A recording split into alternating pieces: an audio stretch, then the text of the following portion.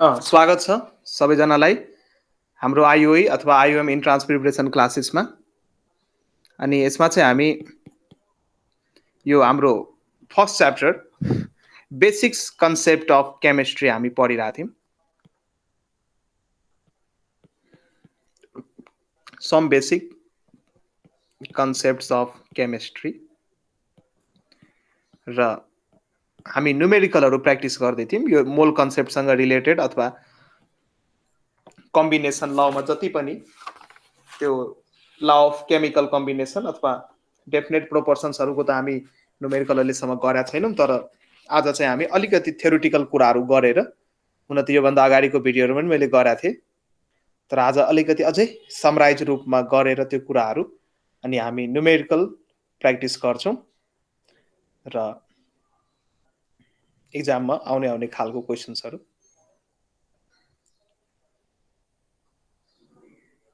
मैले अस्ति डुलोङ and petit लहरू लेखिदिएको थिएँ प्रभा। डुलोङ एन्ड पेटिट ल सम्बन्धी स्टेटमेन्टहरू मैले लेखेका थिएँ कि थिइनँ अस्ति? एटोमिक वेट ए लेखिदिएको थिएँ। त्यसो भए ठिक छ। त्यो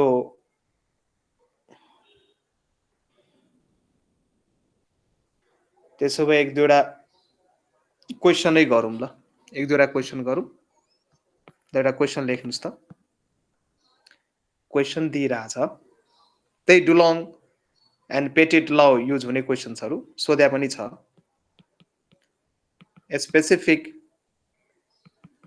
specific heat of a metal is 0.031 per degree calorie per gram, and its equivalent weight is 103.6. Calculate the exact atomic weight of metal.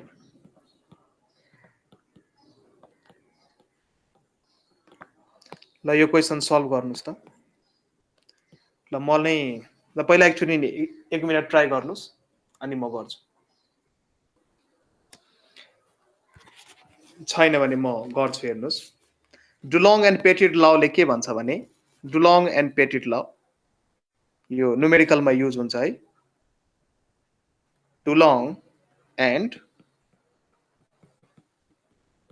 पेटिट्स ल, यो लले के भन्छ भने कुनै पनि एलिमेन्टको एटोमिक मास र त्यसको स्पेसिफिक हिटलाई यदि मल्टिप्लाई गर्ने हो भने एप्रोक्स भ्याल्यु लगभग 6.4 आउँछ। यो लले चाहिँ के भन्छ भने the product of atomic mass and specific heat ले चाहिँ के दिन्छ त, यसको दुईटाको भ्याल्यु एप्रोक्स 6.4 आउँछ। Atomic mass into specific heat को भ्याल्यु 6.4 आउँछ एप्रोक्स।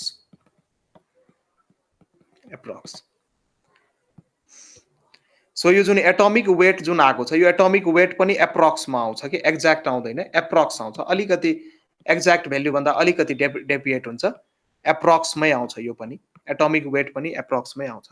र क्वेसनमा हाम्रो स्पेसिफिक हिट दिएको छ, specific heat of a metal, एउटा मेटलको स्पेसिफिक हिटको भ्याल्यु दिएको छ र इक्विभ्यालेन्ट वेटको पनि भ्याल्यु दिएको छ। Calculate the exact atomic weight भन्दैछ कि एक्ज्याक्ट एटोमिक वेट क्याल्कुलेट गर्नुहोस्। एक्ज्याक्ट एटोमिक वेट चाहिँ क्याल्कुलेट गर्नुहोस् भनेर भन्दैछ, एक्ज्याक्ट एटोमिक वेट। ठिकै छ। सो पहिला हामी एप्रोक्सिमेट एटोमिक वेट झिकिहालौँ। यहाँबाट जुन एटोमिक वेट हाम्रो आउँछ, यहाँबाट जुन हाम्रो एटोमिक मास अथवा एटोमिक वेट जे नि भन्दा भयो, मास र वेट इन्टरचेन्जेबली युज गर्छ। यो चाहिँ एप्रोक्स हो है, एक्ज्याक्ट चाहिँ आउँदैन। यसको फर्मुला के भयो, 6.4 divide by specific heat of metal, specific heat of metal. So divide गर्नुहोस्, 6.4 छ र स्पेसिफिक हिट कति दिएको छ, 0.0 0.031 यो माथि दिएको छ भ्यालु 0.031 सो यसलाई डिभाइड गर्नुस् कति आउँछ डिभाइड गर्नुस् त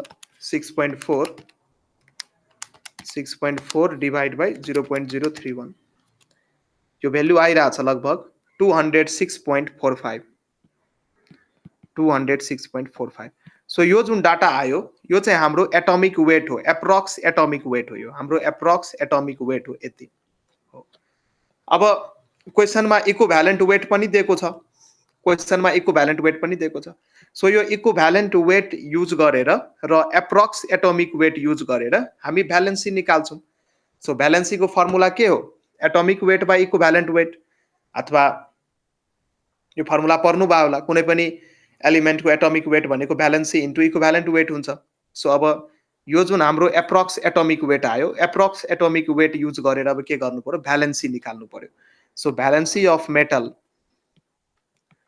सो मेटलको भ्यालेन्सी पहिला निकालौँ एक्ज्याक्ट भ्यालेन्सी निकालौँ भ्यालेन्सी अफ मेटल यसको फर्मुला हुन्छ approx atomic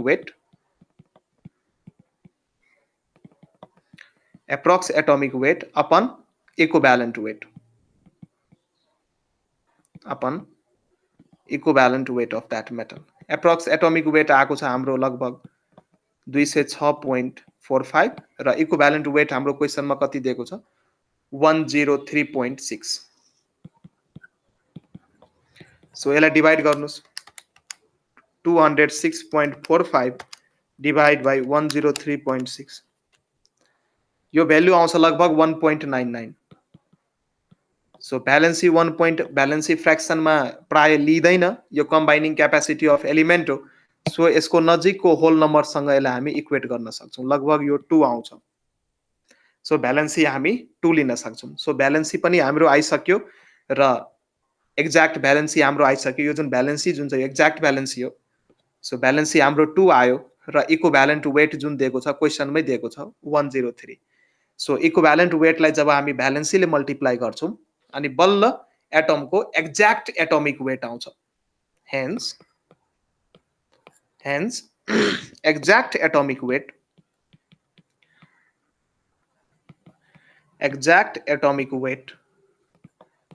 of the element formula भयो इक्विभ्यालेन्ट वेटलाई के ले मल्टिप्लाई गर्नु पर्नु त भ्यालेन्सीले सो इक्विभ्यालेन्ट वेट कति दिएको छ 103.6 दिएको छ भ्यालेन्सी दिएको छ 2 सो मल्टिप्लाई गर्नुस् 103.6 into 2 आन्सर आयो कति 207.2 सो 207.2 यो चाहिँ हाम्रो त्यो मेटलको एक्ज्याक्ट एटोमिक वेट हो यदि ग्राममा मेजरमेन्ट गर्दै हुनुहुन्छ भने ग्राम लेख्न सक्नुहुन्छ एटोमिक वेट इन ग्राम बुझ्नु भयो कुनै कन्फ्युजन छ यसमा हेलो छैन सर ल यो लेख्नुस्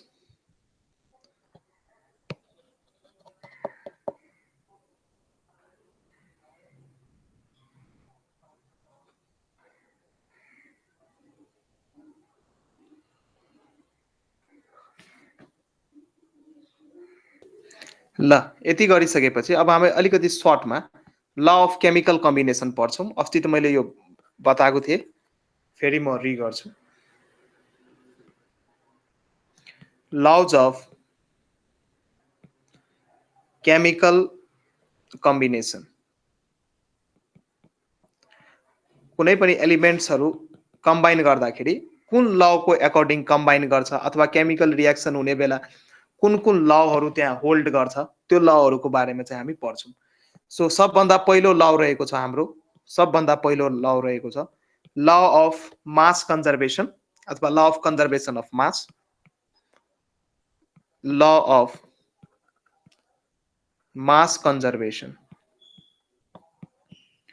ल अफ मास कन्जर्भेसन अथवा यसलाई चाहिँ हामी ल अफ इनडस्ट्रक्टिबिलिटी अफ म्याटर पनि भन्छौँ अथवा म्याटरलाई हामी डिस्ट्रोय गर्न सक्दैनौँ इनडिस्ट्रक्टिबिलिटी त्यसलाई हामी डिस्ट्रक्ट गर्न सक्दैनौँ त्यसलाई बर्बाद गर्न सक्दैनौँ डिस्ट्रोय गर्न सक्दैनौँ सो म्याटर डिस्ट्रोय हुँदैन सो ल अफ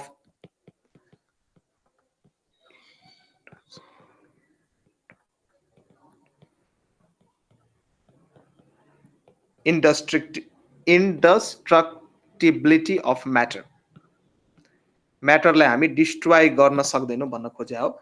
ल अफ कन्जर्भेसन हुन्छ, mass conservation, law of conservation of mass, law of mass conservation.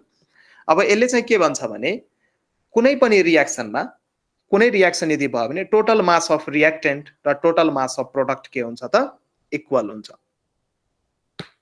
Total mass of reactant र टोटल मास अफ प्रोडक्ट हुन्छ।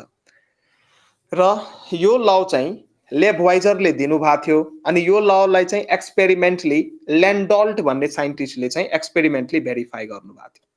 सो यो जुन ल छ यो साइन्टिस्टहरूको नाम इम्पोर्टेन्ट हुन्छ in terms point of view. So law of mass conservation चाहिँ लेबवाइजरले दिनुभएको थियो। It was given by Lavoisier. It was given by Lavoisier and tested by experimentally test चाहिँ कसले गर्नुभएको थियो त ल्यान्डोल्टले गर्नुभएको थियो।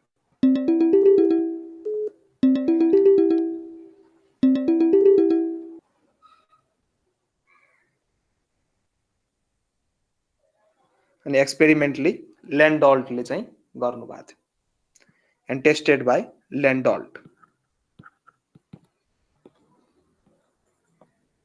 लेबवाइजरले दिनुभएको थियो, ल्यान्डोल्टले गर्नुभएको थियो। अनि यो ल अनुसार कुनै पनि रियाक्सनमा मास चाहिँ neither be created nor be destroyed. कुनै पनि केमिकल रियाक्सनमा हामी मासलाई चाहिँ न त बनाउन सक्छौँ न त त्यसलाई डिस्ट्रोय गर्न सक्छौँ कुनै पनि एउटा ब्यालेन्स केमिकल रियाक्सनमा। र यदि रियाक्टेन्टहरूको फर्म मात्रै चेन्ज हुन सक्छ अथवा सोलिड स्टेटमा रियाक्सन गर्नुभयो भने ग्यासियस स्टेटमा फर्म हुन सक्छ, तर फर्म मात्रै चेन्ज हुन सक्छ तर मास चाहिँ चेन्ज हुँदैन। यदि कुनै कुनै रियाक्सन्समा यदि हिटहरू इभल्भ भइरहेछ भने सो हिट त एनर्जी हो। सो त्यो एनर्जी को करस्पोन्डिङ कति मास हुन्छ त आइन्स्टाइनको रिलेसन अनुसार E इक्वल्स टु mc²। यो famous Einstein mass energy relationship हो। यदि कुनै पनि रियाक्सनमा बाई प्रोडक्ट यदि हिटहरू निस्किरहेछ भने त्यो हिटको करस्पोन्डिङ कति मास छ त त्यो मास जोड्नु भयो भने त्यो केसमा पनि mass of reactant equals to mass of product नै हुन्छ। र यदि जेनरली रियाक्टेन्टमा मास भएको प्रोडक्टहरू बनिरहेछ अथवा हिटहरू इभल्भ भइरहेको छैन भने यो ल अनुसार हामी लेख्न सक्छौँ टोटल मास अफ रियाक्टेन्ट। यो ल अनुसार हामी लेख्न सक्छौँ total mass of reactants is equals to total mass of product. Total mass of product यो चाहिँ जेनरली हामी कुनै पनि एउटा जेनरल रियाक्सनमा हेर्न सक्छौँ कि रियाक्टेन्टको जति मास हुन्छ त्यति नै प्रोडक्टको पनि मास हुन्छ। ल अफ कन्जर्भेसन अफ मास चाहिँ होल्ड हुन्छ। मासलाई हामी नाइदर क्रिएट गर्न सक्छौँ न डिस्ट्रोय गर्न सक्छौँ। यदि कुनै पनि रियाक्सनमा ग्यासेस अथवा हिटहरू इभल्भ भइरहेछ भने त्यति बेला चाहिँ मास of reactant mass of product equal नहुन सक्छ। सो जति amount of heat energy evolve भयो त्यसको इक्विभ्यालेन्ट यदि मासमा कन्भर्ट गर्नुभयो भने फेरि जोड्नु भयो भने फेरि ठ्याक्कै एक्ज्याक्ट मिल्छ। तर हिजो एउटा खालको रियाक्सन पनि बताएको थिएँ लिमिटिङ रिएजेन्ट भएको रियाक्सन। त्यसमा चाहिँ के हुन्छ भने एउटा रियाक्टेन्ट पहिला नै सिद्धिन्छ र जुन चाहिँ एक्सेसमा हुन्छ त्यो चाहिँ रिमेनिङ हुन्छ। सो यदि रियाक्टेन्ट्सहरू कम्प्लिटली कन्ज्युम भइरहेको छैन भने यदि कुनै पनि रियाक्सनमा रियाक्टेन्ट्सहरू कम्प्लिटली कन्ज्युम भइरहेको छैन भने त्यति बेला चाहिँ हामी के लेख्न सक्छौँ त्यति बेला हामी लेख्न सक्छौँ total mass of reactant total mass of reactants is equals to total mass of product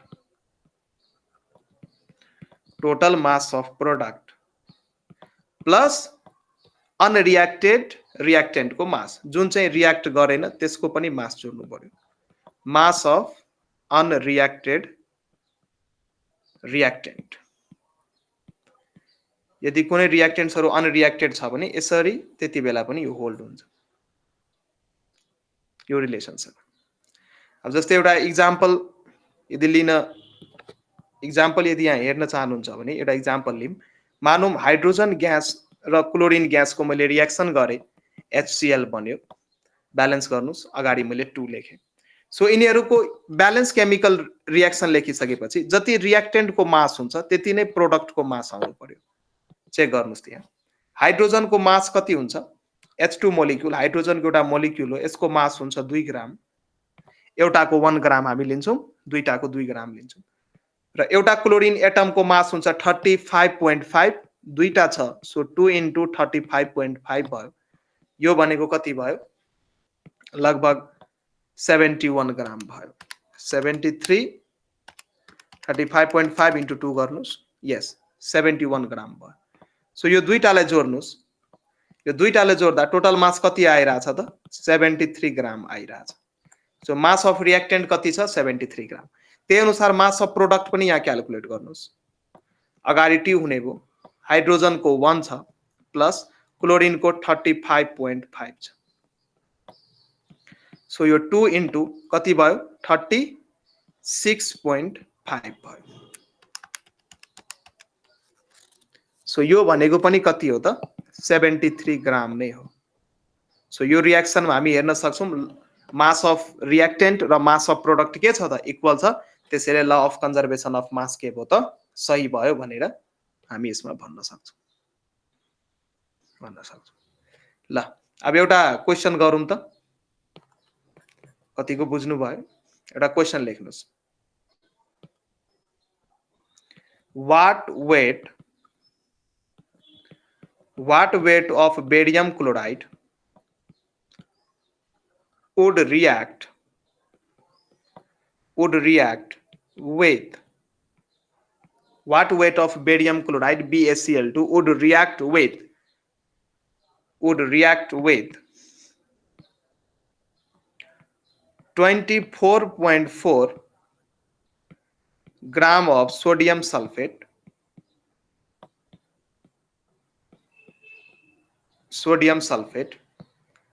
to produce 46.6 gram of barium sulfate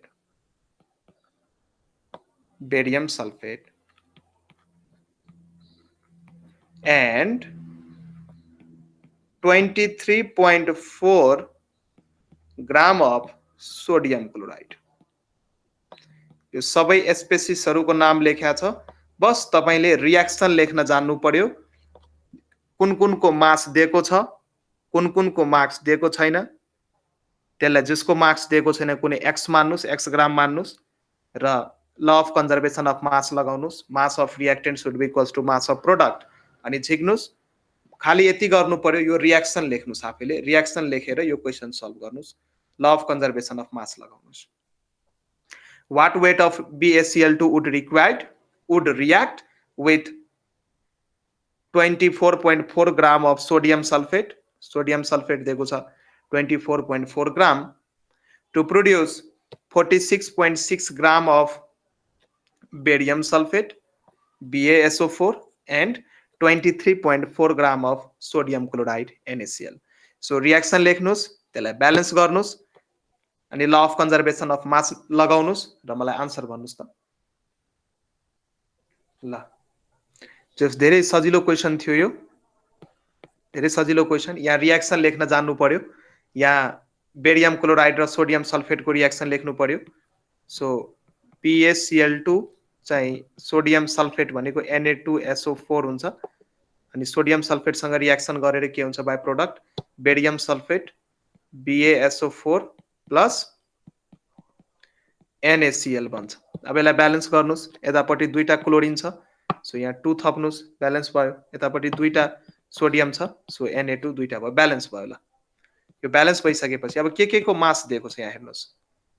मास के को दिएको छ? व्हाट वेट अफ BaCl2 भन्दै छ। व्हाट वेट मतलब निकाल्नु पर्ने हो त x ग्राम यसको मान्नुस्। यसको त निकाल्नु पर्ने छ। What weight of barium chloride would react with 24.4 gram of sodium sulphate. यसको मास दिएको छ 24.4 ग्राम।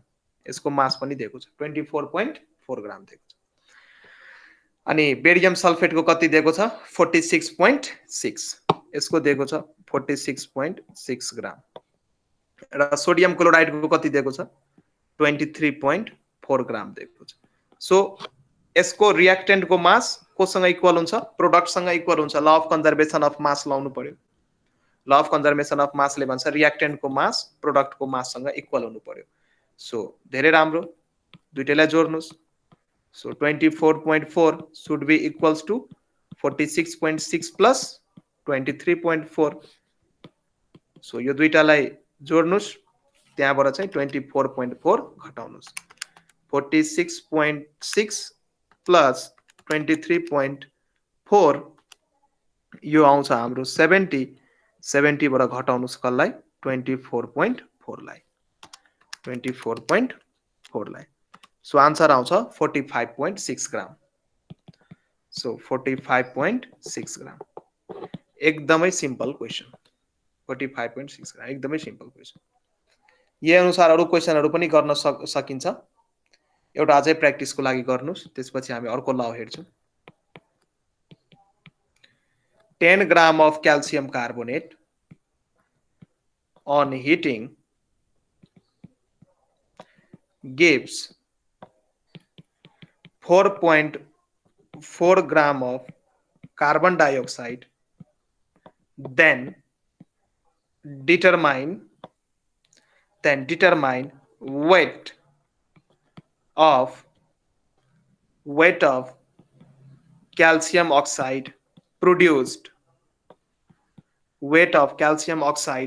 produced in quintal. ल यो क्वेशन गर्नुस् त 10 ग्राम अफ क्याल्सियम कार्बोनेट दिएको छ र यसलाई हिट गर्दाखेरि 4.4 ग्राम अफ कार्बन डाइअक्साइड निस्किन्छ र क्याल्सियम अक्साइड निस्किन्छ र क्याल्सियम अक्साइडको वेट निकाल्नुस् क्विन्टलमा पहिला ग्राममा हजुर 5.6 5.6 ग्राम भयो यसलाई क्विन्टलमा कन्भर्ट गर्नुस् सजिलो छ यो केही छैन म क्विन्टल दिएर अलिक झुक्याउन खोजे हो के पनि 1 क्विन्टलमा कति केजी हुन्छ 1 क्विन्टलमा कति केजी हुन्छ 100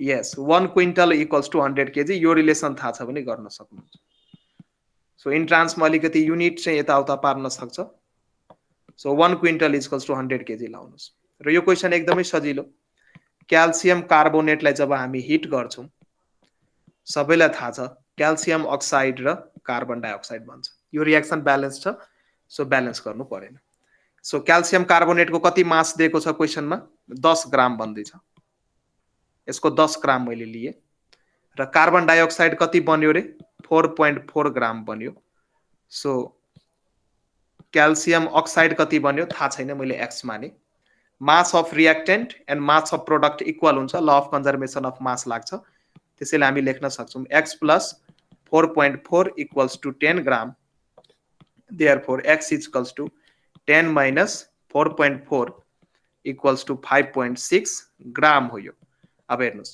5.6 ग्राम लाई अब क्विन्टलमा लानुस् त पहिला केजीमा लानुस् सो 5.6 अब ग्रामलाई केजीमा लानु छ त डिवाइड बाइ 1000 गर्नुस् यो केमा गयो केजीमा गयो र हामीसँग रिलेसन छ 100 केजी भनेको 1 क्विन्टल हो 100 केजी भनेको 1 क्विन्टल हो अब केजी लाई मलाई क्विन्टलमा कन्भर्ट गर्नु छ फेरि 100 ले डिवाइड गर्नुस् सो हुन्छ 5.6 यहाँ भयो 10 to the power 3 फेरि 100 ले डिवाइड गर्नुस् यहाँ 10 को पावर 2 भयो यति के भयो त क्विन्टल 100 ले डिवाइड गर्न बित्तिकै क्विन्टलमा सो 5.6 into 10 को पावर -5 क्विन्टल यसरी लेख्न सक्नुहुन्छ सजिलो क्वेशन अब चाहिँ हामी अर्को ल हेरौं यो केमिकल कम्बिनेसनको लहरु हो यो भन्दा अगाडि पनि मैले बताउन त बताएको थिए तर क्वेशन्सहरु चाहिँ त्यसको बेस्टमा गराएको थिइन त्यसैले विद्यार्थीले कतिको बुझ्यो कि बुझेन सो स्योर थिइन म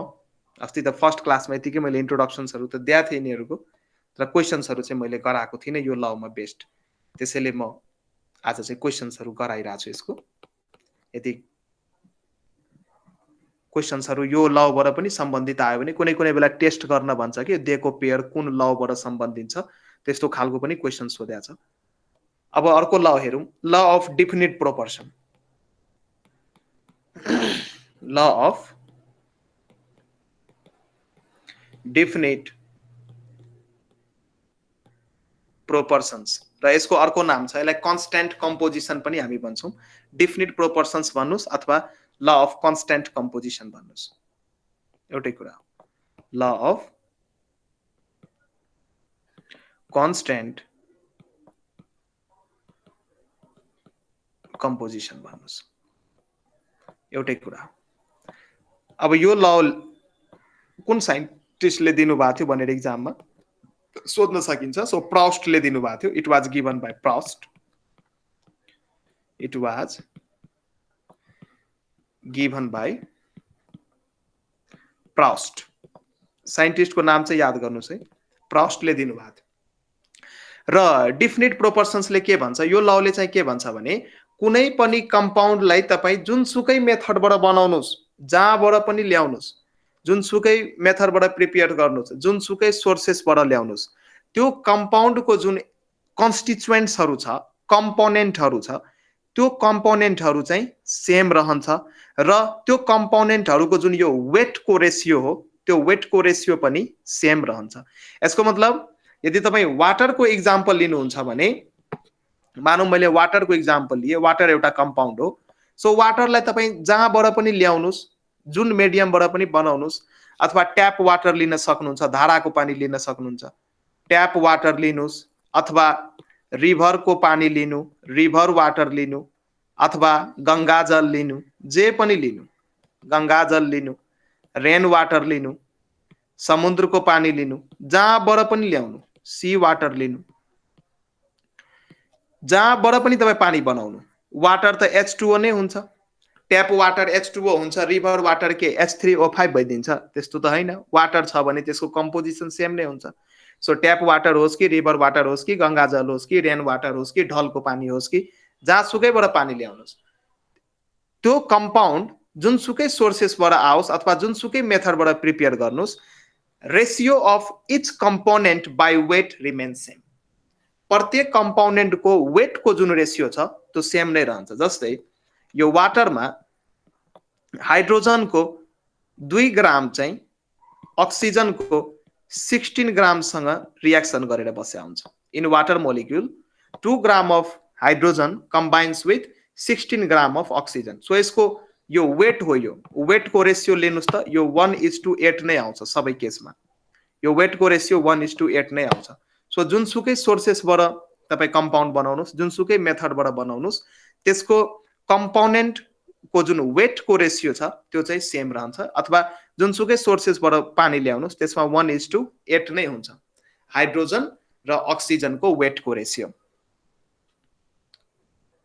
त्यसैले यदि अमोनियाको इक्जाम्पल लिनुहुन्छ भने NH3 यो पनि एउटा कम्पाउन्ड हो। अमोनियाको इक्जाम्पल लिनुहुन्छ भने यसमा 14 ग्राम 14 ग्राम अफ अमोनिया चाहिँ 3 ग्राम अफ हाइड्रोजनसँग कम्बाइन गरेर बस्या हुन्छ। सो जुनसुकै सोर्सेसबाट तपाईँ अमोनिया बनाउनुहोस्, त्यसमा चाहिँ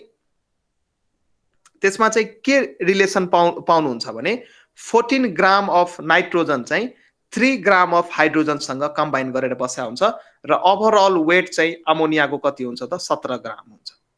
ओभरअल वेट चाहिँ अमोनियाको 17 ग्राम हुन्छ। यो रेसियो चाहिँ मेन्टेन हुन्छ।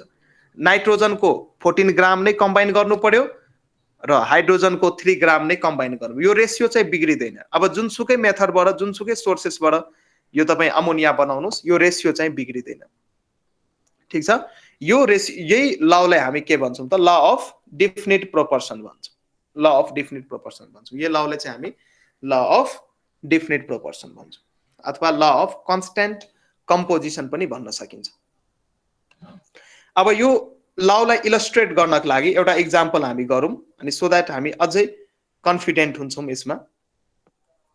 वेटको रेसियो चाहिँ सिम्पल आउनु पर्यो, अथवा सेम त्यो कम्पाउन्डमा सेम कन्स्टिट्युएन्ट एलिमेन्ट अथवा सेम कन्स्टिट्युएन्ट पार्टको वेटको रेसियो चाहिँ सेम आउनु पर्यो। एउटा क्वेसन लेख्नुहोस्, weight of copper oxide obtained by treating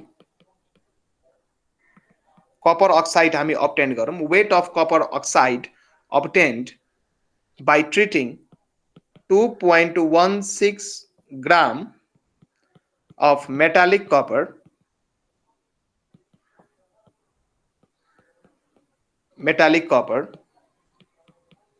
with nitric acid and with nitric acid and subsequent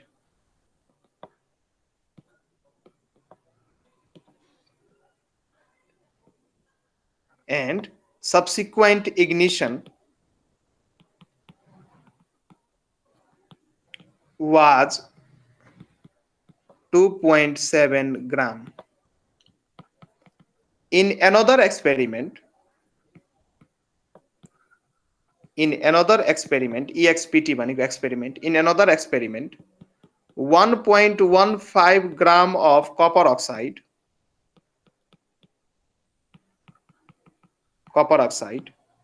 on reduction, अर्को एक्सपेरिमेन्टमा 1.15 gram of copper oxide on reduction yielded भनेको produced हुन्छ 0.92 gram of copper, so that the result illustrate the law of constant composition. ल यो जुन experiment मैले यो लेखेर दिए, यो क्वेशन जुन दिए, यो एक्सपेरिमेन्ट अनुसार मलाई सो गर्नुस् यो चाहिँ कन्स्टेन्ट कम्पोजिसनलाई इलस्ट्रेट गर्छ भनेर सो गर्नुस्, रेशियो निकाल्नुस्, कन्स्टेन्ट कम्पोजिसनलाई इलस्ट्रेट गर्छ भनेर सो गर्नुस्। अब हेर्नुस् यो क्वेशनलाई हामी कसरी गर्छौं, गरिसक्नु भयो होला, आइसक्यो होला। हेर्नुस् फर्स्ट एक्सपेरिमेन्टमा के भन्दैछ, weight of copper oxide obtained on treating 2.16 gram of metallic copper. So first experiment मा metallic copper को weight कति दिएको छ 2.16 gram. So in first experiment लेख्नुस्, in first experiment weight of copper कति दिएको छ, metallic copper 2.16 gram. So weight of copper दिएको छ 2.16 gram, weight of copper, 2.16 gram of metallic copper with nitric acid HNO3 सँग reaction गरेछ and subsequent ignition was 2.7 gram. अब अलिकति यहाँ घुमाइदिएको छ क्वेशन, subsequent ignition भन्न खोज्या हो रिएक्सन भइसकेपछि मेटालिक कपर को इग्निसन भइसकेपछि त्यसको चाहिँ वेट दिएको छ, त्यसको मतलब कपर अक्साइड को वेट दिएको छ। So weight of copper oxide ignition भइसकेपछि यो अक्सिजन सँग कम्बाइन गर्छ मेटालिक कपर र सब्सिक्वेन्ट इग्निसन भइसकेपछि कपर अक्साइड को वेट दिएको छ। कपर अक्साइड त भनेन, अलि घुमाएको छ यहाँ, 2.7 ग्राम कपर अक्साइड को वेट भयो। यहाँ हेर्नुस् कपर अक्साइड को वेट दिएको छ 2.7 ग्राम र कपर को वेट दिएको छ 2.16 ग्राम। सो यहाँ अक्सिजन को वेट हामी निकाल्न सक्छौं हैन। सो वेट अफ अक्सिजन कति भयो त 2.7 minus 2.16 निकाल्न सक्छौं, 2.7 minus 2.16, सो यसलाई घटाउनुस् 0.54 ग्राम पाउनुहुन्छ, 0.54 ग्राम। सो यो जुन कम्पाउन्ड छ हाम्रो कपर अक्साइड, यसमा चाहिँ कपर को वेट रहेछ 2.16 ग्राम र अक्सिजन को वेट रहेछ कति 0.54 ग्राम। सो अब यो दुईटाको रेशियो लिनुस्, यसको वेट को रेशियो लिनुस्। अब नेक्स्ट एक्सपेरिमेन्टमा पनि यही रेशियो आउनु पर्ने हुन्छ। सो कपर र अक्सिजन को रेशियो लिदा कपर को वेट कति आयो हाम्रो 2.16 ग्राम र अक्सिजन को वेट कति आयो, रेशियो लिएको हामी 0.54। अब यसलाई सिम्पल रेशियोमा कन्भर्ट गर्नुस्, सिम्पल रेशियोमा कन्भर्ट गर्न जुन सानो भ्यालु छ त्यसले नै डिभाइड गरिदिनु सजिलो हुन्छ। सो 2.16 लाई यो दुईटै रेशियोमा सानो भ्यालु के थियो 0.54 थियो, यसले नै म डिभाइड गर्दिए 0.54 लाई 0.54 ले नै डिभाइड गर्दिए। सो डिभाइड गर्नुस् कति आउँछ यो 2.16 डिभाइड बाइ 0.54, यता आउँछ 4, यता आउँछ 1। सो फर्स्ट एक्सपेरिमेन्टबाट हामीले के थाहा पायौं, कपर र अक्सिजन को वेट को रेशियो कति रहेछ त 4:1। यसको मतलब 4 टाइम्स यदि कपर को वेट 4 टाइम्स कपर को वेट ले चाहिँ 1 टाइम्स अक्सिजनको वेटसँग कम्बाइन गरेको छ कपर अक्साइडमा। यो रेसियो चाहिँ हामी पायौँ। अब सेकेन्ड एक्सपेरिमेन्टबाट पनि यदि हामीलाई यही रेसियो आइरहेछ भने हामी के भन्न सक्छौँ, यो जुन एक्सपेरिमेन्ट छ यो चाहिँ ल अफ कन्स्ट्यान्ट कम्पोजिसनलाई के गर्छ त, इलस्ट्रेट गर्छ। सो सेकेन्ड एक्सपेरिमेन्टबाट हेरौँ। सो इन सेकेन्ड एक्सपेरिमेन्टमा क्वेसनले के भन्दैछ, इन एनदर एक्सपेरिमेन्ट क्वेसनले के भन्दैछ सेकेन्ड एक्सपेरिमेन्टमा, in another experiment 1.15 gram of copper oxide on reduction yielded 0.92 gram of copper. So second experiment में copper oxide कति दिएको छ त 1.15 ग्राम. So weight of copper oxide 1.15 ग्राम दिएको छ र यसले 1.15 ग्राम दिएको छ र यसले चाहिँ रिडक्सन गर्दाखेरि 0.92 ग्राम अफ कपर दियो. So weight of copper कति दियो त, so weight of copper दियो 0.92 ग्राम. सो अक्साइड को पनि वेट थाहा छ, कपर को पनि वेट थाहा छ. अब हामी अक्सिजन को वेट चाहिँ निकाल्न सक्छौं. अक्सिजन को वेट चाहिँ निकाल्न सक्छौं. देयरफोर वेट अफ अक्सिजन हुन्छ अक्साइड को वेटबाट मेटालिक कपर को वेट घटाउने. So 1.15 minus 0.92. सो यसलाई घटाउनुस्. 1.15 माइनस 0.92 घटाउनुस्. यो आउँछ 0.23 gram. 0.23 gram. So weight of oxygen आयो 0.23 ग्राम. अब हाम्रो कम्पाउन्ड हो CuO कपर अक्साइड. कपर अक्साइडमा कपर को वेट छ 0.92 ग्राम र अक्सिजन को वेट छ 0.23 ग्राम. अब चाहिँ यहाँ रेशियो लेख्नुस्. अब रेशियो लेख्नुस्. यसमा पनि कपर र अक्सिजन को रेशियो लेख्नु पर्यो. सो कपर को वेट छ कति 0.92 र यसको रेशियो लिनु पर्यो 0.23 सँग. जो सानो छ त्यसले डिवाइड गरिदिनुस्. सो 0.92 लाई केले डिवाइड गर्नुस्, 0.23 ले डिवाइड. सिम्पल रेशियो चाहियो हामीलाई, फ्र्याक्सन मा चाहिएन, सिम्पल. 0.23 लाई पनि 0.23 ले डिवाइड गर्नुस्. सो 0.92 लाई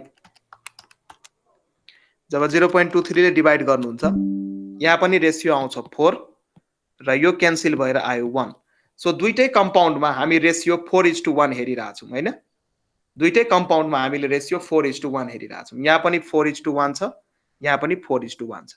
त्यसैले यो जुन एक्सपेरिमेन्ट छ, यो जुन एक्सपेरिमेन्टको यो रिजल्ट हो, यसले ल अफ कन्स्ट्यान्ट कम्पोजिसनलाई के गरिरहेछ त, इलस्ट्रेट गरिरहेछ. क्लियर भयो निराजन बाबु? निराजन? यस सर. यस सर. सो ठीक छ. यसरी अब थुप्रै क्वेशन्सहरु गर्न सकिन्छ. सो यस्तो खालको क्वेशन्सहरु यदि आयो भने गर्न सक्नुहुन्छ है.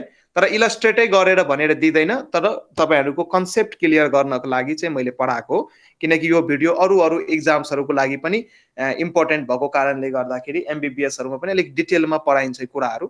कसरी, किनकि केमिस्ट्रीमा राम्रो हुनु छ भने केमिस्ट्रीको ल्याङ्ग्वेजलाई बुझ्नु पर्ने हुन्छ कि के भइराछ त, कुन ल छ त, यो कुराहरु बुझ्दै जानु भयो भने सजिलो हुन्छ पछि. यस्तै रेशियो चेक गरेर हामी रिजल्टहरु भन्न सक्छौं.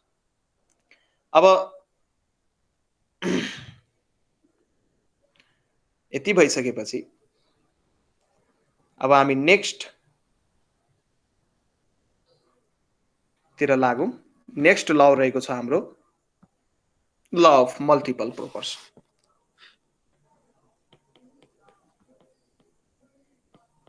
ल अफ मल्टिपल प्रोपोर्सन. र यो ल चाहिँ कसले दिनु भएको थियो? अस्ति त मैले लेखाइदिएको थिएँ, एउटालाई सोध्छु. सुदीप कटेल जी, सुदीप सर, ए Sudeep, Sandeep ji, Sandeep sir.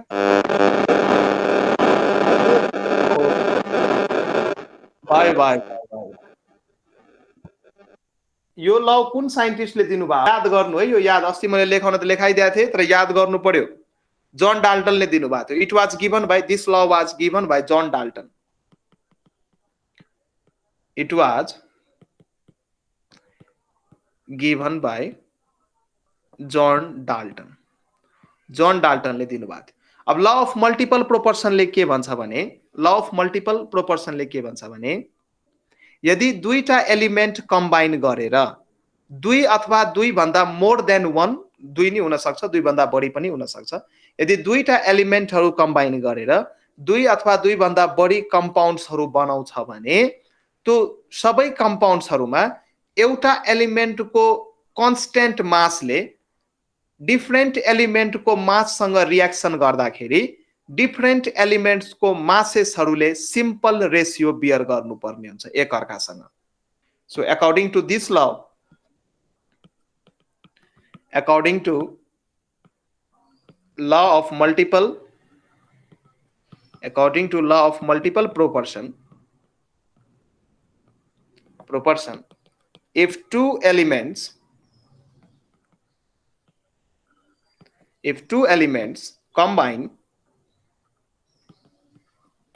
combine to form more than one compound, combine गरेर यदि more than one compound बनाइरहेछ भने then the different masses of one element which combine with a fixed mass of other element bear a simple ratio to one another. Bear a simple ratio to one another. अब यो statement कति बुझ्नु भयो? अब एउटा example गरेपछि बुझ्नुहुन्छ. अब जस्तै नाइट्रोजन र अक्सिजनको के गर्नुस् त? अक्साइड्सहरु बनाउनुस्. यसको एक्जाम्पलहरु अहिले एक्जाम्पल दिएपछि बुझ्नुहुन्छ. यसको एक्जाम्पल जस्तै नाइट्रोजन र अक्सिजन कम्बाइन भइसकेपछि थुप्रै अक्साइड्सहरु बन्छ. जस्तै नाइट्रोजन र अक्सिजन कम्बाइन गर्नु भयो भने N2O पनि बन्छ. N2O लाई हामी नाइट्रस अक्साइड भन्छौं. Nitrous oxide. त्यही अनुसार NO पनि बन्छ.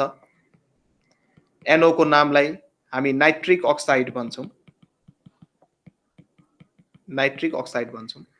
त्यही अनुसार अरु पनि बन्छ. N2O3, N2O4, N2O5 पनि बन्छ. N2O3 यसलाई हामी भन्छौं नाइट्रोजन ट्राइअक्साइड. N2O3 लाई नाइट्रोजन ट्राइअक्साइड. त्यही अनुसार N2O4 लाई चारवटा अक्सिजन छ, नाइट्रोजन टेट्राअक्साइड भन्छौं. यसको नाम हो नाइट्रोजन टेट्राअक्साइड. N2O4 को नाम हो नाइट्रोजन टेट्राअक्साइड. नाइट्रोजन टेट्राअक्साइड. त्यही अनुसार यो N2O3 छ, यसको नाम हो nitrogen trioxide. Nitrogen trioxide. So यो कम्पाउन्डहरुमा कुनै पनि एउटा दुईटा कम्पाउन्डलाई चुज गर्नुस्. यो सबै चुज गर्न सक्नुहुन्छ. मैले एउटा डिफरेन्स लागि दुईटालाई मात्रै चुज गरे. मानौ मैले N2O र NO लाई चुज गरे. N2O र NO लाई चुज गरे. अब हेर्नुस् यो N2O मा चाहिँ के भइराछ त? यो N2O मा हेर्नुस् N2 को नाइट्रोजन को एटॉमिक वेट हुन्छ 14 र N2 को हुन्छ 28. सो 28 ग्राम अफ नाइट्रोजन कतिसँग रियाक्सन गरेछ? 16 ग्राम अफ अक्सिजनसँग रियाक्सन गरेछ. अब यो कम्पाउन्डमा हेर्नुस्, यो कम्पाउन्ड नाइट्रिक अक्साइडमा हेर्नुस्, यसमा चाहिँ 14 gram of nitrogen 16 gram of अक्सिजनसँग कम्बाइन गरेछ.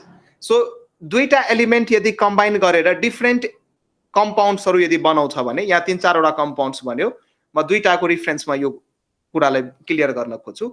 सो एउटा एलिमेन्टको वेट चाहिँ कन्स्ट्यान्ट लिनु पर्यो. मानौ मैले अक्सिजनको यहाँ मैले दुईटैमा एउटा मात्रै मोलिक्युल भएर सजिलो भएर मैले यो लिए. तर यहाँ हेर्नुस् अक्सिजनको वेट चाहिँ के छ? यसमा नि 16 ग्राम, यसमा नि 16 ग्राम. दुईटै कम्पाउन्डमा एउटा एलिमेन्टको वेट चाहिँ फिक्स्ड छ, दैट इज 60 ग्राम.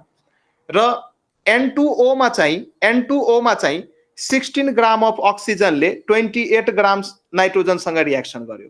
तर इन NO मा चाहिँ 16 ग्राम अफ अक्सिजनले 14 ग्राम अफ नाइट्रोजनसँग रियाक्सन गर्यो।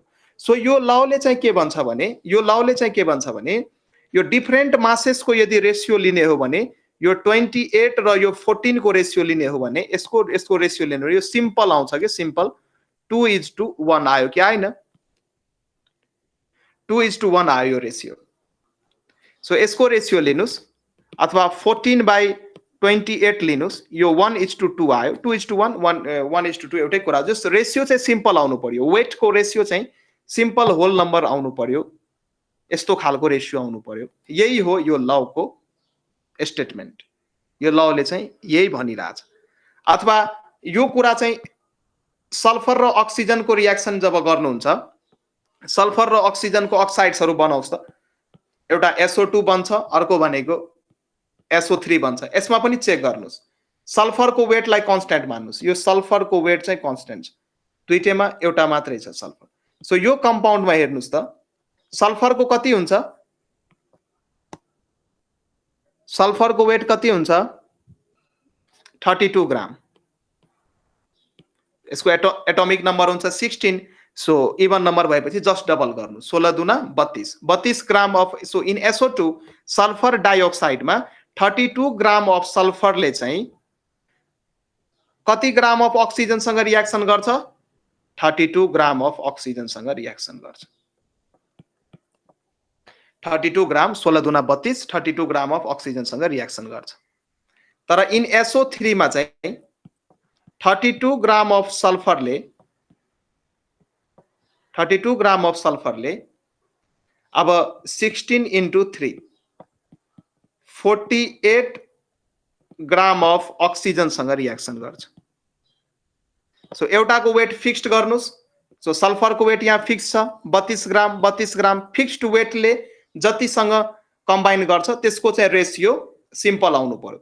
सो यो 32 ग्राम र यो 48 ग्राम जुन छ यसको रेसियो चाहिँ सिम्पल आउनु पर्यो। सो 32 र यो 48 को रेसियो चाहिँ सिम्पल आउनु पर्यो। सो 16 दुना 32, 16 तिया 48। सो 2:3 आइरहेछ रेसियो, र यो एउटा के हो त, सिम्पल रेसियो हो। र यो दुईटा एक्जाम्पलले चाहिँ के, ल अफ मल्टिपल प्रोपोर्सनलाई इलस्ट्रेट गरिरहेछ, सो गरिरहेछ। क्लियर भयो? ल अफ मल्टिपल प्रोपोर्सन क्लियर भयो? यो स्टेटमेन्टले के भन्दैछ, अब यो स्टेटमेन्ट पर बुझ्न सकिन्छ। So law of multiple proportion, if 2 elements combine to form more than 1 compound, more than 1 compound भनेको छ 2 पनि हुन सक्छ, 2 भन्दा बढी पनि हुन सक्छ, then different masses of 1 element, एउटा एलिमेन्टको डिफरेन्ट मासेस लिनु पर्यो। जस्तै यहाँ सल्फर डाइअक्साइडमा मैले डिफरेन्ट मासेस चाहिँ अक्सिजनको लिए, sulphur dioxide and sulphur trioxide इक्जाम्पलमा सल्फरको मासलाई कन्स्टेन्ट राखे। सो डिफरेन्ट मासेस अफ 1 एलिमेन्टको डिफरेन्ट मासेस चाहिँ जुन चाहिँ अरू एलिमेन्टको फिक्स्ड माससँग कम्बाइन गर्छ त्यसको चाहिँ सिम्पल रेसियो दिनु पर्यो। त्यसको वेटको चाहिँ रेसियो के हुनु पर्यो त, सिम्पल हुनु पर्यो। स्टेटमेन्ट बुझ्यो मन्जिल? बुझ्नु भयो यो स्टेटमेन्ट? यस सर। ल ठीक छ। अब यसमै एक्जाम्पल्सहरु गर्न सक्नुहुन्छ, इलस्ट्रेट गर्न सक्नुहुन्छ। अब नेक्स्ट हेरौँ हामी ल of gaseous volume.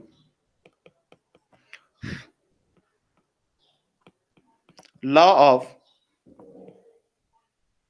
Gaseous volume. अब ल अफ ग्यासियस भोल्युम कुन साइन्टिस्टले दिनु भएको थियो? गे लुसाकले। It was given by Gay Lussac.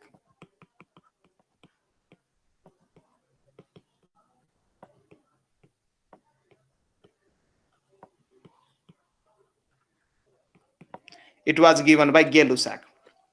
र यो लले के भन्छ भने, in the gaseous reaction the reactants are always combined in a simple ratio by volume and form products which is simple ratio by volume at the same temperature and pressure। यो reaction को मतलब, यो statement को मतलब के भयो भने, यदि ग्यासेसहरु रिएक्सनमा पार्टिसिपेट भइराछ भने, यदि रिएक्टेन्टहरु हाम्रो ग्यासियस फर्ममा छ भने उनीहरु चाहिँ सिम्पल रेशियोमा रिएक्सन गर्छ र यदि प्रोडक्ट पनि ग्यासियस फर्म भएको छ भने सो प्रोडक्टसँग पनि सिम्पल रेसियोमा रियाक्सन भइरहेको हुन्छ। For example gases reacts in a simple ratio by their volume भन्न सक्नुहुन्छ। अब स्टेटमेन्ट मैले लेखिन, सिम्पल छ स्टेटमेन्ट, अकॉर्डिङ टु ल लेखिहालौँ किन छुटोस्, स्टेटमेन्ट पनि किन छुटोस्। सो लेखिहाल्नुहोस् एक लाइन, अकॉर्डिङ टु दिस ल, यो ल अब जुन स्टुडेन्टसँग मेटेरियल छैन त्यसलाई नि मैले कन्सिडर गरेर यो लेखाइरहेको हुन्छु। अकॉर्डिङ टु दिस ल in the gaseous reaction, gaseous reaction मतलब त्यहाँ रियाक्टेन्ट्सहरु ग्यासियस स्टेटमा हुनु पर्यो। In the gaseous reaction reactants पनि ग्यासियस स्टेटमा हुनु पर्यो। The reactants are always combined in a simple ratio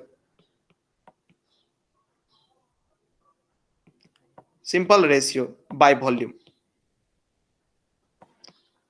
and form product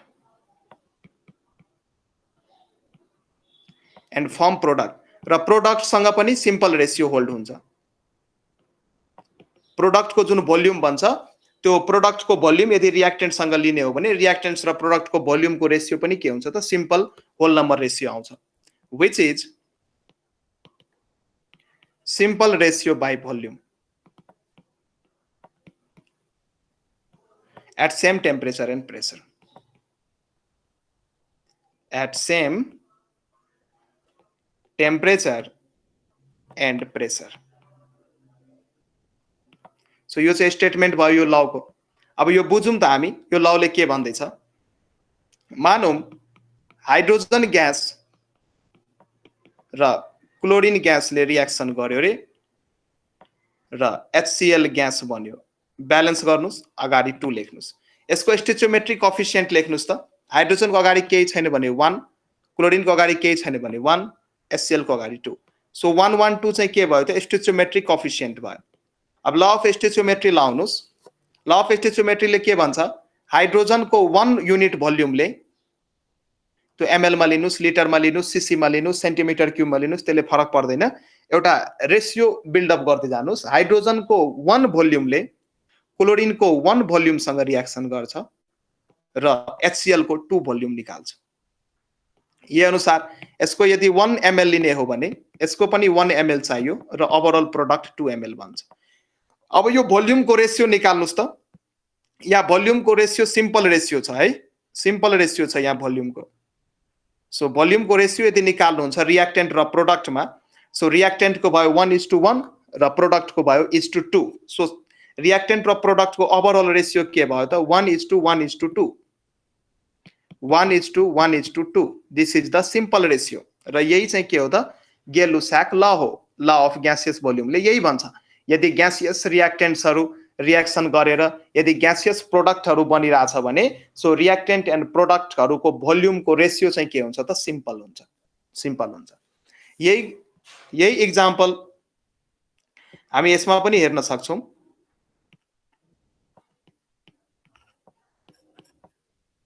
so यसमा पनि एक्जाम्पल हेर्न सक्नुहुन्छ। जस्तै नाइट्रोजन र हाइड्रोजनले रियाक्सन गर्यो, नाइट्रोजन र हाइड्रोजनले रियाक्सन गर्यो र अमोनिया बन्छ by product. When nitrogen reacts with hydrogen by product is ammonia. अब ब्यालेन्स गर्नुस्। यता नाइट्रोजन छ दुईटा, यता छ एउटा। यहाँ मैले 2 थपे, सो 3 दुना 6 वटा हाइड्रोजन भयो। यहाँ मैले 3 थपे, 3 2 जा 6 वटा हाइड्रोजन भयो, 6 वटा हाइड्रोजन भयो। अब यसलाई यदि यसको रेशियो यदि लेख्नुहुन्छ भने यसको रेशियो यदि लेख्नुहुन्छ भने यसको रेशियो के छ भने यहाँ हेर्नुस्। यसको स्टोइचियोमेट्रिक कोएफिसिएन्ट लेख्नुस्। N2 को अगाडि केही छैन भने 1, हाइड्रोजन को अगाडि 3 भयो र अमोनिया को अगाडि 2 भयो। सो 1 3 2 चाहिँ के भयो त यसको स्टोइचियोमेट्रिक कोएफिसिएन्ट भयो। सो यदि नाइट्रोजन र हाइड्रोजन यदि भोल्युम को बेसिसमा लेख्ने हो भने नाइट्रोजन को 1 भोल्युम चाहिँ 1 युनिट भोल्युम चाहिँ हाइड्रोजन को 3 युनिट भोल्युम सँग कम्बाइन गर्छ र अमोनिया को 2 युनिट भोल्युम बनाउँछ। यो जेनरलाइज गरिदिएँ म यो कन्सेप्ट्सहरूलाई। अब एमएल मा लेख्न चाहनुहुन्छ भने यसको 1 ml ले चाहिँ यसको 3 ml सँग रियाक्सन गर्छ र यसको 2 ml बनाउँछ। यो सबै इन्फर्मेसन म स्टोइचियोमेट्रीको मद्दतबाट लिएको छु। पुरानो क्लासहरुमा मैले यो कुराहरु गरेको छु। सो अब यो रेशियो रियाक्टेन्ट र प्रोडक्टको यदि रेशियो यहाँ चेक गर्नुहुन्छ भने रेशियो यहाँ सिम्पल रेशियो आउँछ। रेशियो आउँछ सिम्पल रेशियो। सो रियाक्टेन्ट को रेशियो आयो 1:3 र प्रोडक्ट को आयो 1:2। सो 1:3:2 चाहिँ यहाँ रेशियो आइराछ, which is a simple ratio. अनि यो कुराले चाहिँ कसलाई इलिस्ट्रेट गरिराछ त law of gaseous volume given by Gay Lussac लाई इलिस्ट्रेट गरिराछ। क्लियर भयो यो कुराहरु? यो ल क्लियर भयो? यस सर। सर त्यो माथिको मल्टिपल प्रोपोर्सन को त्यो बाँकी छ लेख्न डेफिनेसन। यसको स्लाइड हामी पठाइदिन्छौँ। ल अलिकति लेख्न बाँकी छ त लेखिहाल पख। मल्टिपल प्रोपोर्सनको बाँकी छ हैन? ल लेख। के बाँकी? त्यस्तो त मैले केही लेखाकै छैन। ल त्यही पनि लेख। ल मैले जुम गर्दिए यहाँ गरे लेख।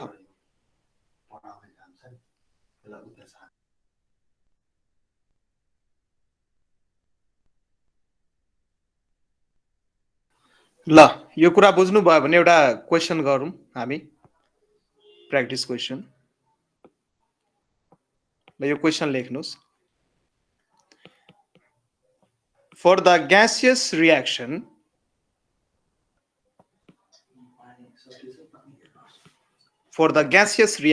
र रियाक्सन हामीलाई दिएको छ यहाँ। H2 in gaseous state react with chlorine in gaseous state gives 2 molecule of HCl gas. यो दिएको छ। त्यसपछि if 40 ml of hydrogen, if 40 ml of hydrogen completely reacts with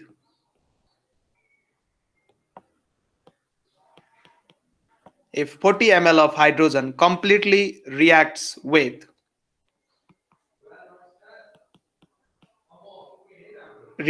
chlorine, then find out the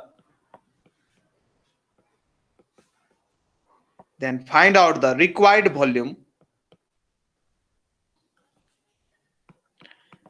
volume of chlorine and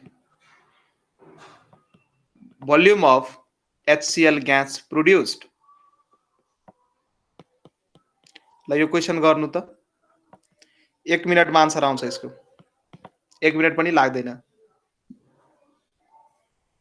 ल यसको answer भन्नुस् त मलाई। केही छैन, यो गेल-लुसाक हो। यो सबै एक लाइनमा यो गेल-लुसाक को ल यदि थाहा छ भने यहीँबाट आउँछ। यहीँबाट आउँछ। जस्तै यो लेख्नुस् यहाँ सल्युसन लेख्नुस्। हाइड्रोजन ग्यासियस स्टेटमा र क्लोरिन पनि ग्यासियस स्टेटमा रियाक्सन गरेर 2 मोलिक्युल अफ HCl फर्म हुन्छ र यसको रेशियो स्टोइचियोमेट्रिक रेशियो 1:2 रहेको छ। र यो स्टोइचियोमेट्रिक रेशियोले के भन्छ भने अघि मैले यो कुराहरु बताएको थिए 1 ml of hydrogen react with 1 ml of chlorine to give 2 ml of HCl। यही भनिरहेको छ यो रेशियोले हैन है डमरजी? Yes, sir. हो रेशियोले यही भन्छ। सो यो रेशियोबाट हामी के थाहा पाइरहेछौँ भने यो रेशियोले के भन्छ 1 युनिट हो त्यो। 1 liter of hydrogen reacts with 1 liter of chlorine to give 2 liter of HCl भन्दा नि भयो। अथवा 1 ml of HCl react with 1 ml of chlorine to give 2 ml of HCl भन्दा नि भयो। सो यो रेशियो भ्यारी हुन्छ। सो यहाँबाट इन्फर्मेसन हामी के पायौं भने यो gaseous reactant and gaseous product हो। सो गेल-लुसाक ल चाहिँ यहाँ लाग्छ हाम्रो। ल अफ ग्यासियस भोल्युम चाहिँ यहाँ एप्लाई हुन्छ। सो हामी लेख्न सक्छौं 1 ml of H2 gas will react with 1 ml of chlorine gas and give 2 ml of HCl gas। यो चाहिँ कुरो हामीले यो स्टोइचियोमेट्रीबाट थाहा पायौं। अब रेशियो त चेन्ज गर्ने हो। अब क्वेशनले के भन्दैछ भने 40 ml अफ हाइड्रोजन, क्वेशनले भन्दैछ if 40 ml of hydrogen completely reacts with chlorine, hydrogen को 40 ml completely reacts with chlorine, then find out the required volume of chlorine. अब हेर्नुस्, हाइड्रोजन को 1 ml हुँदा क्लोरिन पनि 1 ml चाहिन्छ र 40 ml हाइड्रोजन रियाक्ट भइराछ, सो क्लोरिन को कति भोल्युम चाहियो? यही स्टोइचियोमेट्रीबाट। Therefore required volume of chlorine कति भयो? 40 ml नै भयो, हाइड्रोजन जति नै। So required volume of chlorine gas कति भयो त? इक्वल्स टु हाइड्रोजन को जति भोल्युम छ, किनकि रेशियो 1:1 छ नि त। हाइड्रोजन र क्लोरिन को रेशियो 1:1 छ। यदि हाइड्रोजनलाई 40 ml चाहिरहेछ भने क्लोरिनलाई पनि 40 ml नै चाहियो। अब यहाँ हेर्नुस्, हाइड्रोजन 1 ml हुँदा HCl 2 ml प्रोड्युस भइरहेको थियो र 40 ml हुँदा जस्ट डबल हुन्छ, twice, that is 80 ml HCl produce हुन्छ। So produced volume of HCl चाहिँ कति भयो त? 80 ml। So produced volume of HCl gases कति भयो त? ट्वाइस भयो, 2 times of 40, that is 80 ml। Clear भयो यो कुरा?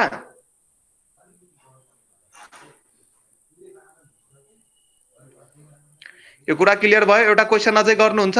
एउटा क्वेशन अझै दिम?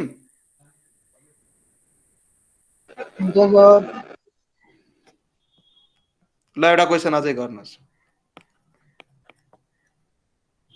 यस्तै खालको क्वेशन हो, same question. For the gaseous reaction, reaction दिएको छ हाम्रो H2 ग्यासमा, Cl2 ग्यासमा र यसले दुईटा molecule of HCl gas form भइरहेछ। If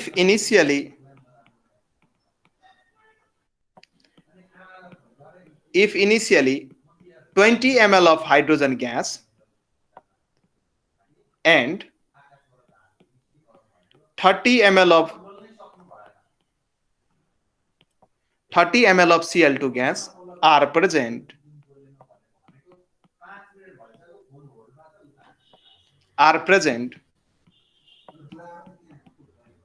then find out the volume of HCl gas and unreacted part of Cl2 and unreacted part of Cl2। ल यो क्वेशन गर्नुस् त, एकछिनमा आन्सर आउँछ यसको।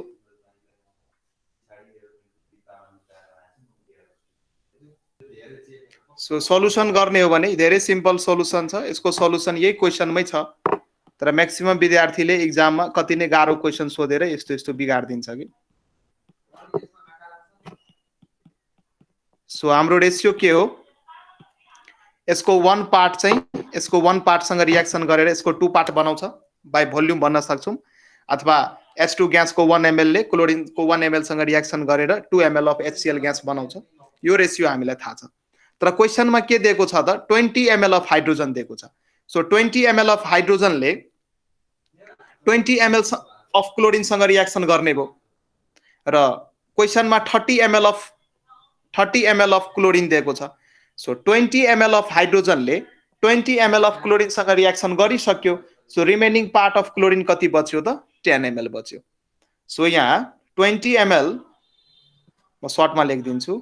So 20 ml of hydrogen gas जुन छ यसले कति 20 ml अफ क्लोरिन ग्यास सँग रिएक्सन गर्यो, रियाक्ट भयो, रियाक्टेड, एन्ड हाइड्रोजन 1 ml लिँदा HCl 2 ml फर्म भइरहेको थियो। सो हाइड्रोजन 20 ml लिँदा HCl 40 ml फर्म हुन्छ। ट्वाइस अफ 20 भनेको 40 ml, ट्वाइस अफ 20 भनेको 40 ml of HCl gas form हुने भयो।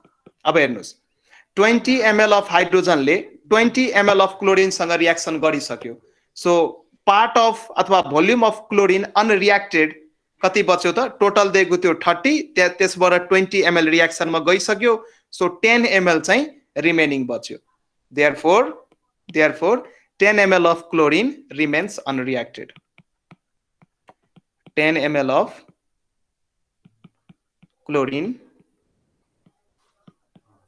remains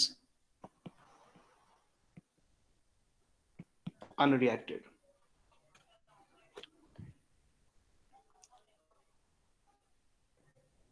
अब एउटा अलिकति एउटा अझै लौ छ अनि यो च्याप्टरै सिदिन्छ त्यसपछि अब नेक्स्ट च्याप्टर हामी अर्को च्याप्टरबाट स्टार्ट गर्छौं यो त अस्ति मैले पढाइसकेका थिएँ कुराहरू तर एक्जाम्पल मैले गराएको थिइनँ फर्स्ट क्लास सायद भएर सो आज मैले एक्जाम्पलहरू पनि गराइदिएँ अब यो च्याप्टरको म्याक्सिमम कुराहरू हामी पढिसक्यौँ सायद सबै पढिसक्यौँ अकर्डिङ टु आवर सिलेबस अब क्वेसन्सहरू म दिन्छु तपाईहरुलाई 1-2 दिन टाइम लाग्छ हतार चाहिँ नगर्नु होला अब एउटा एभोगाड्रो ल छ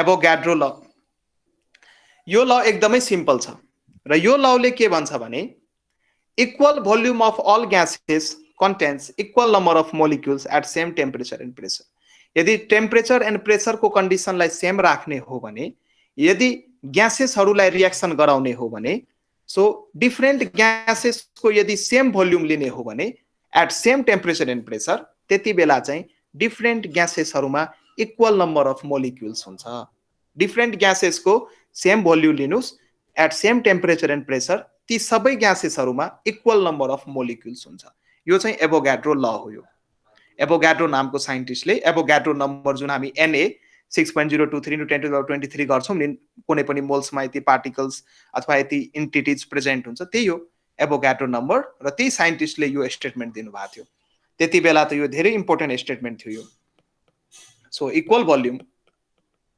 अहिले यो सिम्पल लागिरहेछ हैन तर एभोगाड्रोलाई धेरै गाह्रो भएको थियो यही कुरा थाहा पाउन धेरै पहिलाको कुरो हो नि त यो 200-300 वर्ष अगाडिको कुरो हुन सक्छ यो so equal volume of all gases contain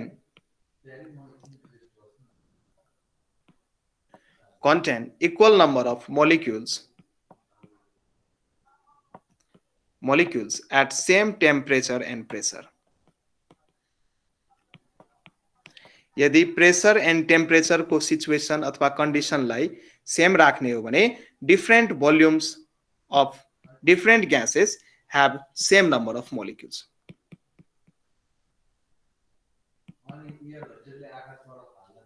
same number of molecules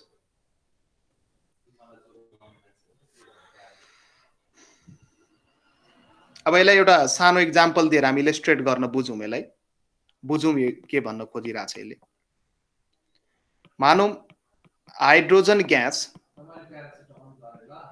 र क्लोरिन ग्यास रिएक्सन गरेर 2 मोल अफ HCl बनायो अथवा दुईटा HCl को मोलिक्युल बनायो यसको स्टोइचियोमेट्री यदि लेख्ने हो भने अगाडि 1 यतापटि 2 यो चाहिँ स्टोइचियोमेट्रिक कोएफिसिएन्ट हो अब यो रिलेसनबाट हामी के थाहा पाउन सक्छौं यसको 1 युनिट भोल्युमले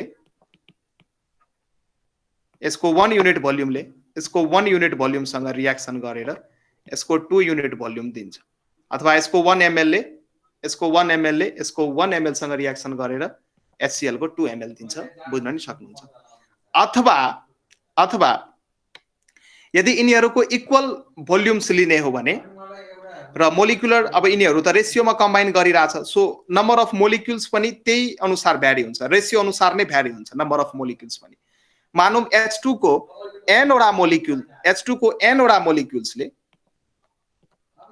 हाइड्रोजन को n वटा मोलिक्युल्सले क्लोरिन को n वटा मोलिक्युल सँग रिएक्सन गर्छ र HCl को 2n मोलिक्युल बनाउँछ रेशियो अनुसार नै भ्याल्यु हुन्छ है 2n मोलिक्युल्सहरु भ्याल्यु हुन्छ अथवा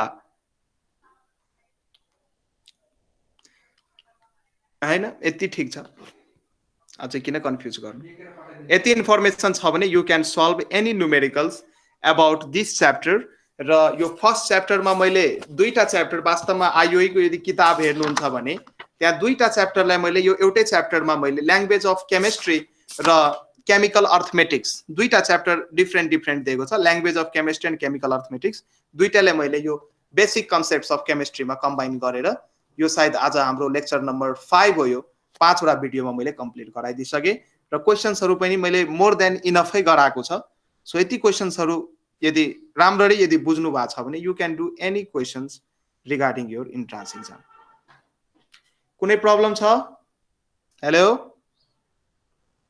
नो सर ल त्यसो भए आजको विषयवस्तु हामी यति नै राख्छौं र यसपछि हामी नेक्स्ट च्याप्टर स्टार्ट गर्छौं र त्यो भन्दा अगाडि यदि हुन्छ भने म क्वेशन्सहरु अझै प्र्याक्टिस गराउँछु ल ठीक छ